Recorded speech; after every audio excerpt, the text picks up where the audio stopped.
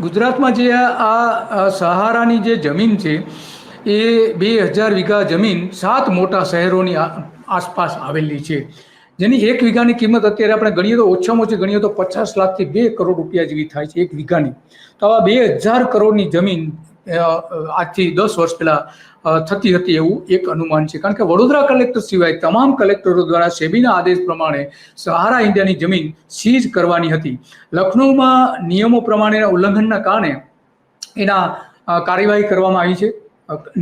નિયમો પ્રમાણે એને જમીન આપવામાં આવી હતી, લીઝ આપવામાં આવી હતી. 2024માં લીઝ પૂરી થાય છે, 30 વર્ષ માટે આપવામાં આવી હતી 1993માં. લગભગ એ સમય દરમિયાન એના પછી જ્યારે ભારતીય જનતા પાર્ટીની સરકારો આવી ત્યારે એ આખી જમીનો બધી બહાર આવી હતી. વડોદરામાં સહારા ઇન્ડિયાની સામે મુવમેન્ટ ચલાવતા આવ્યા છે અત્યાર સુધી, અને એટલા માટે આપણે એ પણ ઘણી બધી વાત કરશે કે શું પરિસ્થિતિ છે ખરેખર, અને શું થવું જોઈતું હતું અત્યાર સુધી, શું નથી થયું, એ આપણને વાત કરશે.